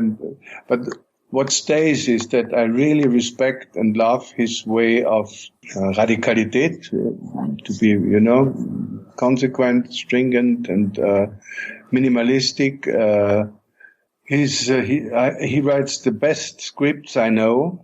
The last script from Happy End was, 80 pages for 110 minutes. And it's not one word too much, not one image too much. That I really love with him. It's a great work. And it's his handwriting, and it was very similar to my intentions. So, and we never need to discuss that kind of things. We discuss technical problems. We make tests if we are not sure about, a wallpaper will be good or not, or something like that. Very simple things, but artistically, I feel very well with him, and I hope he feels well with me too. But you have to ask him that. Can you tell me about the invention and the details of the CineReflect lighting system? By the end of the 90s, I was really frustrated from my job. Not because of Haneke work, but in general. Because I could never achieve, in feature films, I could not achieve the lightness and the beauty of natural light, which I know from documentaries. I always felt there's a projector or a lamp, and there's a lamp, and I hated that. I always wanted that the actor lights, the face lights or the landscape, whatever, but not a lamp. I could see, even with very expensive American productions, I could tell you they use that and they use that. But this is boring. It's not what I was interested in. Then I had a contact with a light engineer, with architects, in short, with people who had a different access to lighting problems. Architects and painters was maybe the most important things. And suddenly I could see how antiquated we are in our branch in the film industry. Of course, you have singular personalities. They don't. They know what they do. But the standard is really very, very conservative. And light is so rich, and it's such a large subject. It's not only to put the lamp on this corner and then the other corner. And what you could see in the books or the rules, if I can say so, was ridiculous. It's really boring and kind of not stupid, but very boring. Then I find a new access via that contact with other people, not from the film industry. And I saw how it was possible to to bring light in other places, to have, in the architecture, it was a lot of solutions there, and I said, but that result is great. Why we cannot achieve that result? Very clear, very transparent images, no, not only based on effects. Now we put 18 kV in front of a window, a little smoke, and we say great light. That was never my thing. It was not my taste, and I don't believe in it. I wanted to have it natural, but created, not one-to-one what the nature makes. But if you observe light, or at the end, I came to the point first to check all the literature, and all in the religions you have light is a important matter, or in philosophy, in literature, everywhere, painting anyway. So I find or could decide to say to try to find out what a single light beam does if it comes into a room. And from that natural observation, if I can say so, I just created that system. Very simple. I try to do the same. Like that, I can achieve very organic light distributions. And for example, to make a soft light with our conventional methods, that means you put the yogurt sauce above the whole set, if I can say so. So you lose modulation, you lose contrast. Then you have to put other lights extra to win that back. So you have wrong shadows, and on and on. Now with that system, I can bring in the light from outside most of the time and have a soft light, but with punch. You don't lose the modulation in the face, and you can create a lot of effects, or light distributions, which are conventionally done, very, very time-consuming, expensive, take a lot of space, disturbs the director, the actors, that kind of technical dictate. I was always against it. So that was my answer for that. And the rest was just, it's not so easy to find somebody who produces you that, who distributes it, and so on. And that's now on a quite good way. But it's 15 years ago. I started even longer. I started first time but only a little, so kind of tests in the piano teacher with that light system. But from then on, in all my work, I used more or less only that, except for special effects where it makes no sense.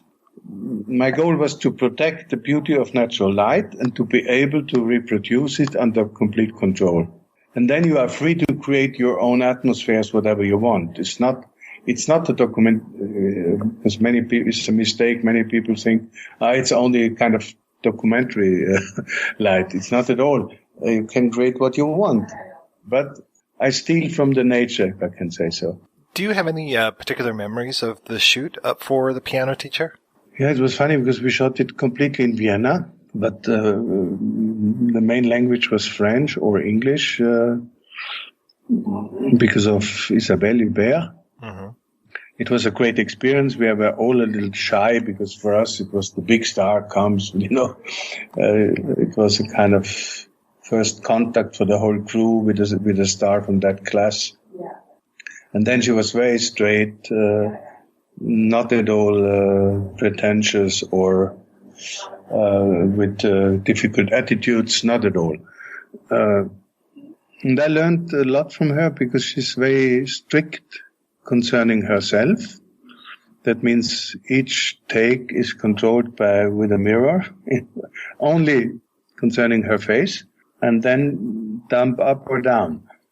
So she can be very hard there, but it was good because she's not vanished. It's not. She said, "I'm a product. I'm a mark. I have to protect that. And if I have the wrong light, it's damage." I guess I don't understand what you mean about the mirror. How was that used? She had a mirror from her makeup girl. Oh, okay. She checked herself with a mirror before each take. But that was normal with her. It was not... and of course, she didn't know me before. But then after a while with the trust, it was over. Okay.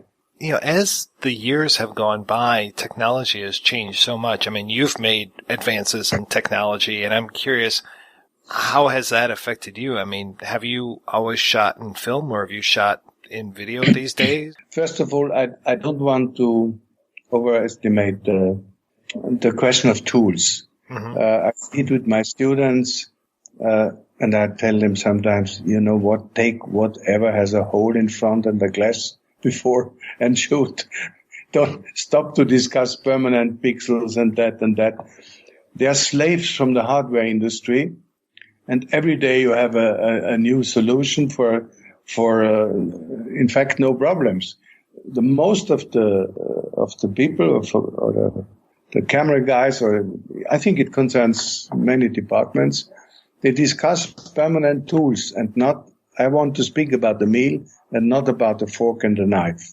And it sounds easy and self-evident, but it's not.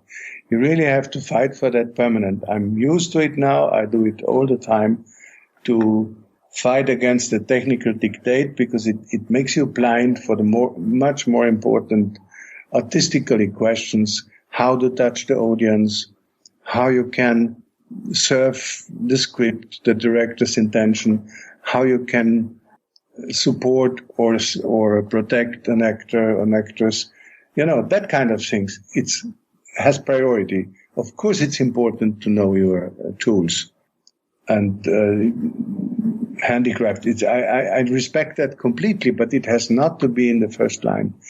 And in our profession, I see it very often, and it makes me really sad, that eternal discussions about what you use there and this lens and that camera and it's important, but it's not so important. Nobody would have the idea to say about an author. Yeah, but if you write a book and I read the book and say, "Oh, you wrote it on a MacBook Pro, great." And nobody would have that idea. But in our branch, it looks kind of normal, and it's the same. It's the same unimportant thing. And you have many specialists anyway, more than ever. I need them anyway. My TIT I need anyway. I cannot save all the data if I shoot digital.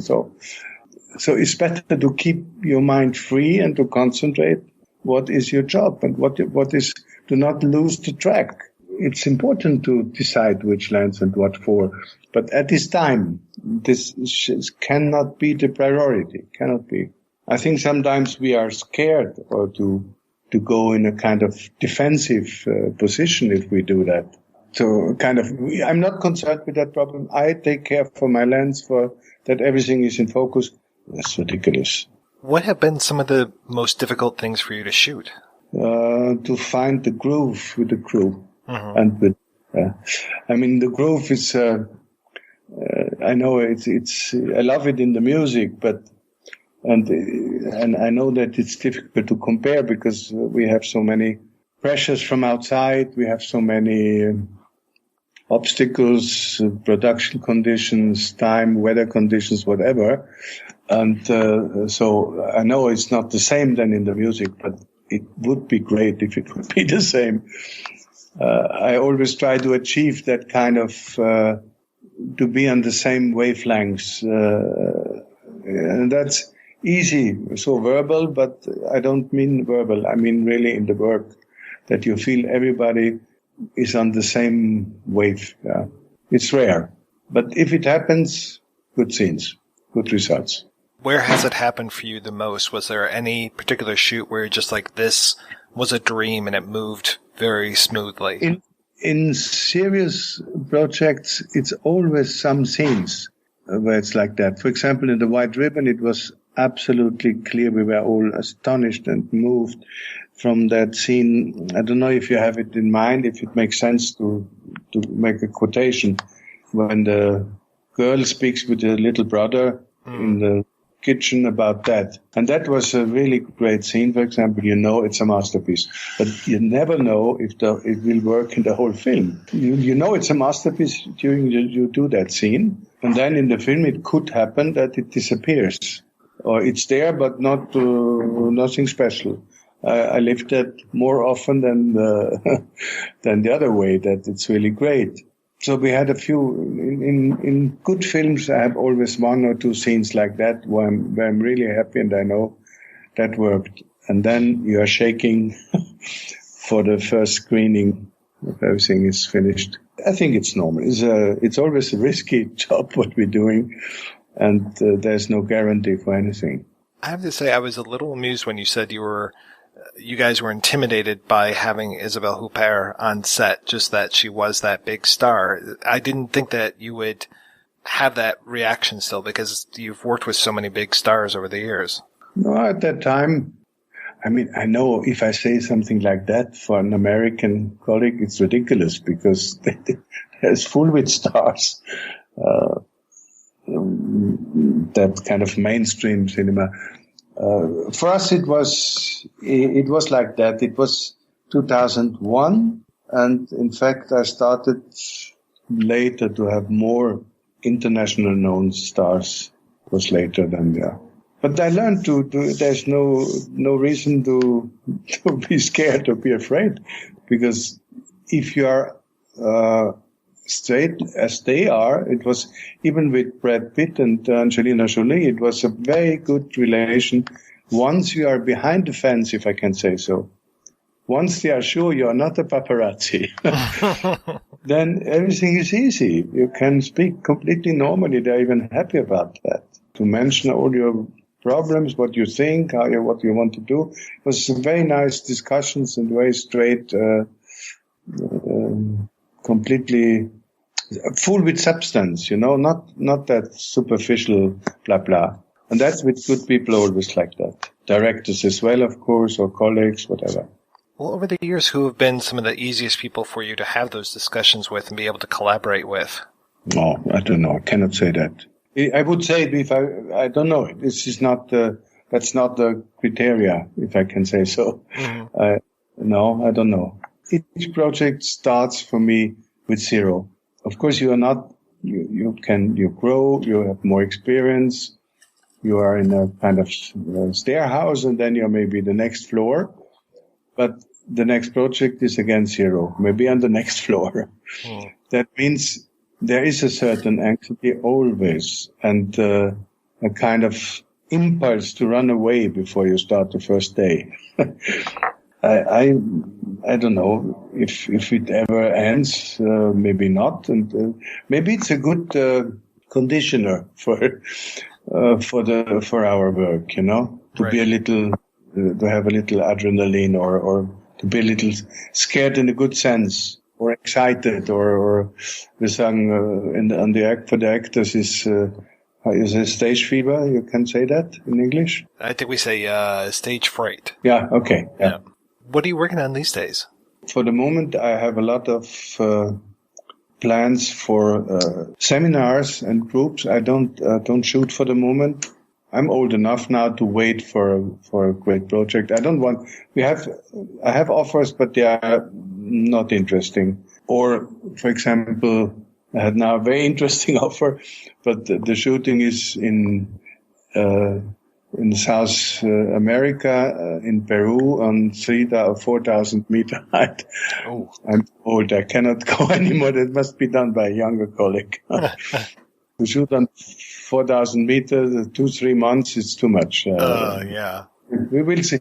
I hope he can finance the project. It's on the way. No, and otherwise I'm very content with that, and I have a lot of contacts to the Asiatic countries or from Balkan, for example. That means not our first world cinema, but not the classical third world cinema. I don't mean that. I mean directors, producers, actors, camera guys, all the functions. They are so hungry. They have something to say. And in our countries, I feel them, if I convert that, I feel them flat and maybe something, maybe not, or it's completely over-exaggerated, kind of hysterical. And in that countries, you really find simplicity in the best way. They have something to say, and they search for any kind of way to express themselves. So it's a very interesting, interesting confrontations I experience like that, and I learn a lot from it. You understand what I meant? Yeah, it almost sounds like you can go back to your roots with the news footage, No,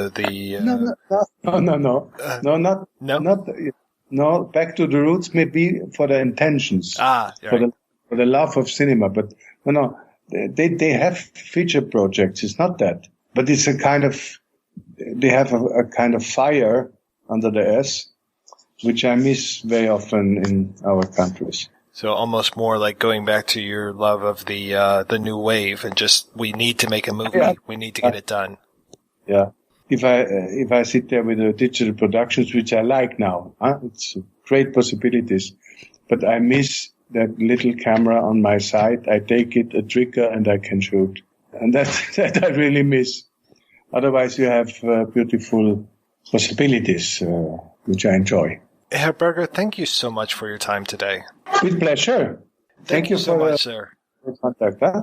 Okay, bye-bye. I appreciate it. Bye-bye.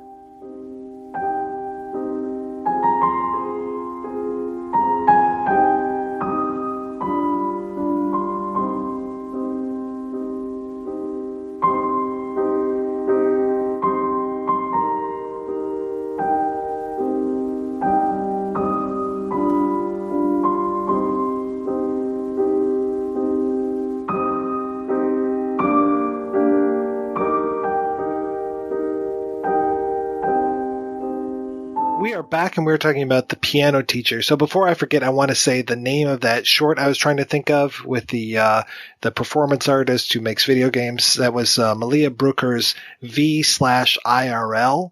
I can't remember the name of the woman who is actually the subject of that short, but I highly recommend that. That won Best Documentary Short at Chicago Underground this year. So obviously I recommend it since I was on the jury. Anyway, so I have to say, we've talked about a lot of movies that this reminds us of, and Haneke's like, he's the oldest bad boy director that I can think of. I don't know if that's like even a good term for him, but his movies are very unsettling, and he fits to me in this kind of little shelf of filmmakers right now that are making movies that they have something to say, but they always make me very uncomfortable. And as I'm watching this movie, and especially as I'm watching at that 1 hour, 40 minute mark that we were talking about before, which, spoilers, was the rape scene that we were talking about, I kept thinking of Gaspar Noé, and I kept thinking of Irreversible.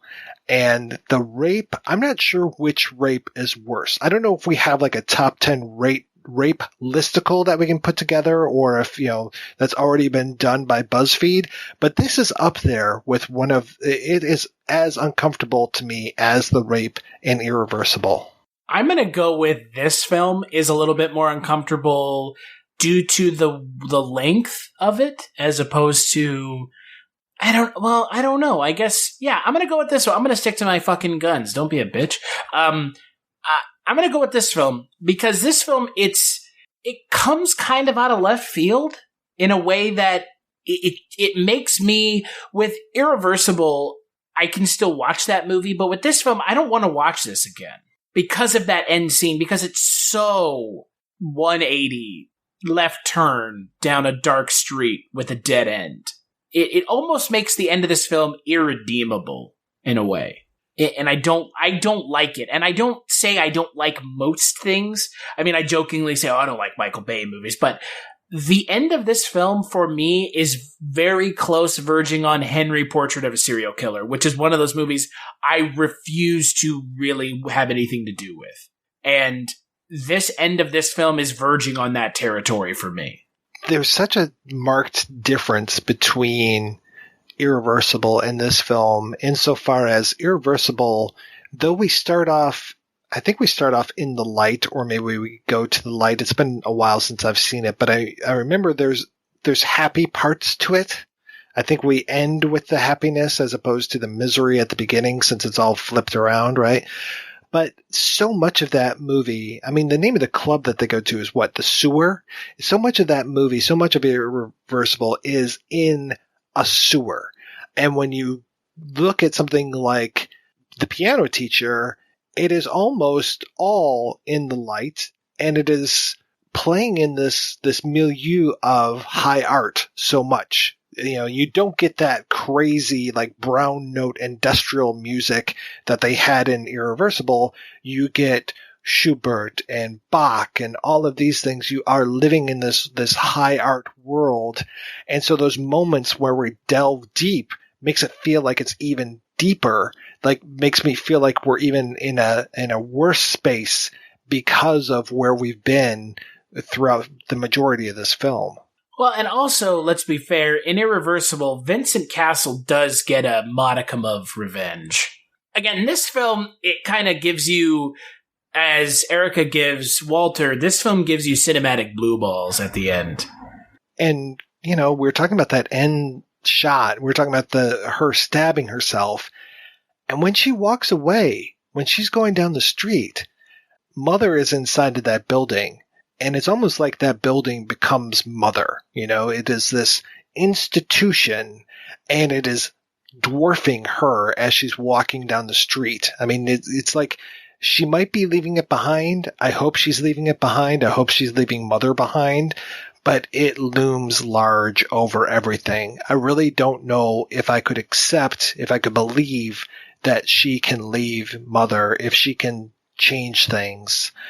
I mean, to your point, maybe if she has suddenly disabled herself, if now with that stabbing that she can't play the piano anymore, that now it's her left hand that needs the work, it would almost be a great thing, because she has been her mother's entree into that upper class world, into that world that we see where, you know, Erica and the other guy are playing those piano duets, where we meet Walter at the beginning, where they have the instruments on the wall, which are for show and not necessarily for playing, where it's like, oh, look at this. This is the violin that was in this painting. This is the actual violin. So we have both musical instrument as a work of art as well as a work of art just hanging on the wall. So these people definitely have money, and this is the world to which Mother aspires. And without that meal ticket, without Erica anymore,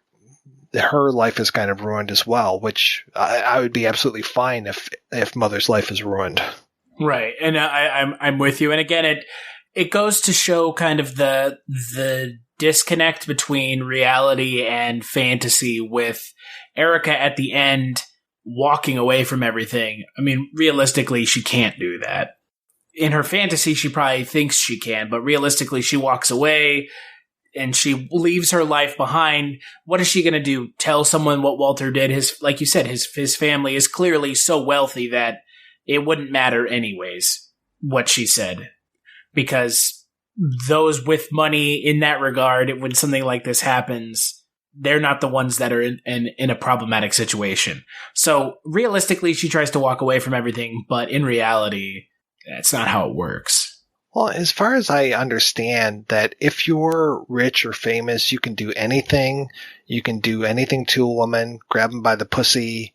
I can't remember who said that. So I want to thank this week's co-hosts, Jared and Chris. Chris, what is the latest with you over at Kulturecast, sir? Talking about movies twice a week with my co-host, Eric. We have a little bit more of a little bit more of a millennial spin on movies rather than a deep dive look like you guys do over here, or you do over here at the projection booth. So it's nice to come on a podcast and get to flex my kind of mental muscles a little bit more than kind of talking about some stuff, cracking a couple jokes, and kind of taking a look at whether or not you should watch a movie versus analyzing a movie. So if you're looking for a little bit more of a lighter take on film, that's what we do over the Kulturecast. And we also talk about new movies, which I know with the projection booth, that's normally not something you do. I didn't see an Infinity War podcast from the projection booth. I mean, we're going to do one on Annihilation next year, so that's about as close as you get. Yeah, which it's totally worth doing, because that movie is my favorite movie of the year so far. Oh, interesting.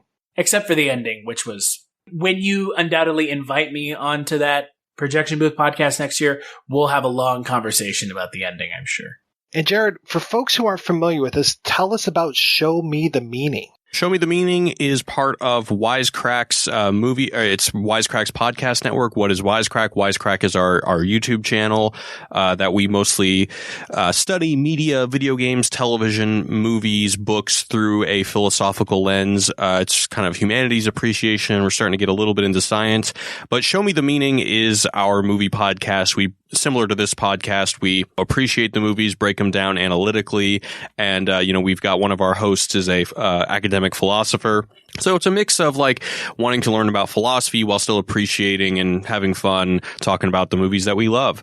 So our most recent one we just did was on Hereditary. So if you're a fan of that movie, check out our podcast. Thanks again, guys, for being on the show. Thanks to everybody for listening. Please head on over to the Projection Booth website at projection-booth.com where you can find out more about today's episode. You'll also find links over to iTunes where you can rate and review the show, and to Patreon where you can make a donation to the show. Donors get early access to every episode as long as I'm not running late. Every donation and every rating we get helps Projection Booth take over the world.